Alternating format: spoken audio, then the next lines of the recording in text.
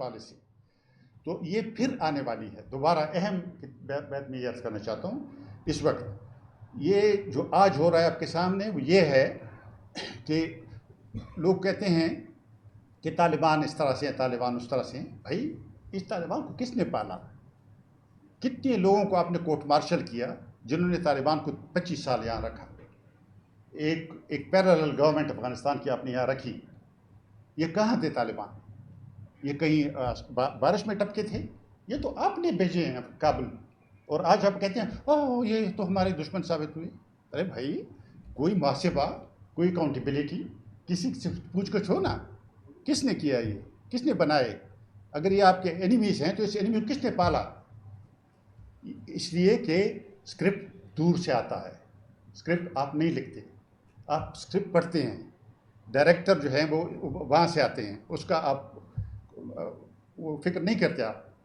تو میں یہ گزارش کرنا چاہ رہا ہوں کہ اب دیکھیں وار اینڈ ٹیرر ختم ہو گئی لیکن ٹیرر بڑھ گیا.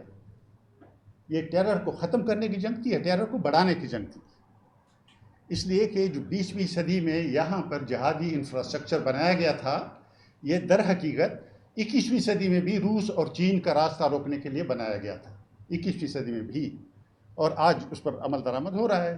آپ دیکھ رہے ہیں کہ کیسے چین کے بیلٹ اینڈ روڈ کو روکنے کے لیے کیسے پاکستان کے اوپر دباؤ آیا ہے اور کیسے سی پیک رک گیا ہے. کہاں ہے سی پیک؟ سی پیک کیسے آگے کتنے آگے بڑھ رہا ہے اور کیوں نہیں آگے بڑھ؟ کوئی یہ کہنے کو تیار کیوں نہیں ہے؟ اب کیوں یہ بات کہنے کو تیار نہیں ہے؟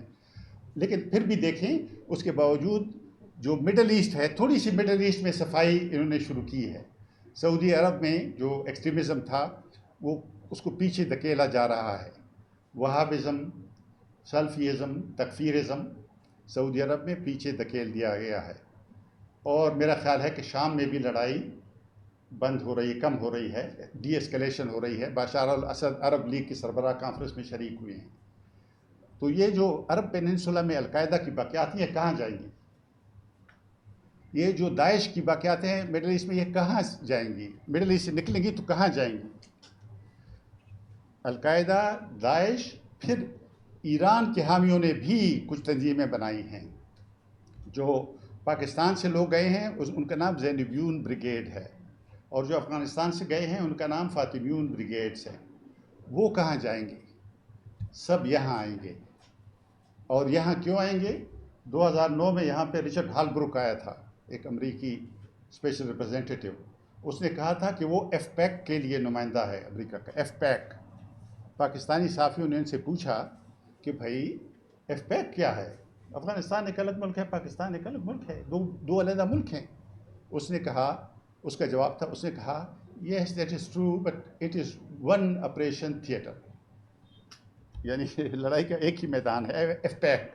تو جناب اس کو ایف پیک بنایا گیا ہے. اور دوحہ معاہدہ اس لیے ہوا تھا کہ افغانستان میں اسٹیٹ کولیپس ہو جائے تاکہ افغانستان کو دوبارہ دہشت گردی کا ایک مرکز بنایا جائے. تو یہ ساری چیزیں آ گئی ہیں. میں اس تفصیل میں نہیں جانا چاہتا، ہمارے فاضل مقرر بیٹھے ہیں، میں ان کے اور آپ کے درمیان حائل نہیں ہونا چاہتا. لیکن ایک گزارش میں کرنا چاہتا ہوں یہ ہے کہ مسائل بہت سارے ہیں پاکستان میں، ان پر سب پر ہم یہاں بحث کرنے کے لیے اکٹھے نہیں ہوئے، نہ ٹائم ہے. لیکن میری گزارش یہ ہے کہ جس طرح سے روسی انقلابی لیڈر لینن کہتے تھے کہ جو کنٹرڈکشنز ہیں ان میں ایک مین کنٹرڈکشن دیکھنا چاہیے. مین کنٹرڈکشن کون سا ہے؟ بہت سے تضادات ہیں کنٹرڈکشن سے. اصلی بنیادی کنٹرڈکشن کیا؟ میرے خیال میں پاکستان میں بنیادی کنٹرڈکشن جرنیل شاہی کا ہے. یہ جو جرنیلوں کی حکمرانی ہے یہ بنیادی پرابلم ہے. آپ کہتے ہیں کہ یہ تنقید نہ کریں چونکہ آئین میں لکھا ہے. آئین میں جو لکھا ہے اس کو ہم پوری طرح مانتے ہیں، بالکل مانتے ہیں. یعنی فوج کے بارے میں بات کب ان کے پروفیشنل کاموں کے حوالے سے ہوئی ہے؟ فوج کے بارے میں بات صرف اس وقت ہوتی ہے جب فوج سیاسی پارٹی کے طور پہ عمل کرتی ہے، جرنیل سیاسی لیڈر کے طور پر عمل کرتے ہیں. تو اس کو کب آئین نے بند کیا ہے؟ اس کو یہ تو آئین نے تو اس کو بند نہیں کیا. آئین نے تو جو کہا ہے کہ اگر وہ اپنے پروفیشنل کام پر آئینی ذمہ داریوں پر رہیں تو ان پر تنقید نہ ہو. وہ درست ہے، ہم اس کو مانتے ہیں. لیکن یہ جو بات آپ کر رہے ہیں یہ تو ظاہر ہے کہ ماننے والی بات نہیں ہے. اور میرے خیال میں یہ بنیادی بات ہے. اس سے اگر ملک چھٹکارا حاصل کرے گا تو یہ افغان پالیسی کیسے تبدیل ہوگی؟ یہ کتاب میں جو اہم بات ہے وہ یہ ہے کہ یہ جو ڈیزاسٹرس تباہ کن افغان پالیسی تھی اس کو یہ کب تبدیل ہوگی اور کیسے تبدیل ہوگی؟ جب پاکستان میں ایک جمہوری وفاقی نظام آئے گا اور عوام کی امنگوں کے مطابق خارجہ پالیسی، ملک کے مفاد کے مطابق اگر پاکستان کو سوٹ کرتا ہے سی پیک تو کیوں آپ نہیں بننے دیتے سی پیک؟ یا اور کوئی چیزیں جو پاکستان کو سوٹ کرتی ہیں وہ کیوں نہ کریں پاکستان؟ لیکن یہ کہ ادھر سے اسکرپٹ آتا ہے تو آپ اس پر عمل درآمد شروع کر دیتے ہیں. تو میں اپنی باتیں لمبی نہیں کرنا چاہتا. آخر میں دو شعر پڑھنا چاہتا ہوں. ایک انگریزی میں پڑھنا چاہتا ہوں، ایک اردو میں پڑھنا چاہتا ہوں. انگریزی والا شعر ہے، وہ کہتے ہیں کہ O God give me the dreams of the night, O God give me the dreams of the night so that I may escape the nightmares of the day.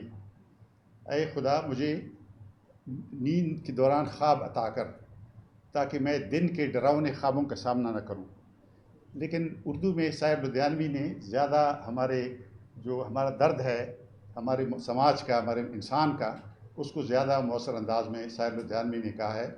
وہ کہتے ہیں کہ آؤ کہ کوئی خواب بنے کل کے واسطے، آؤ کہ کوئی خواب بنے کل کے واسطے، ورنہ یہ رات آج کے تاریک دور کی ڈس لے گی جان و دل کو کچھ ایسے کہ جان و دل تا عمر پھر نہ کوئی ہنسی خواب بن سکے. شکریہ.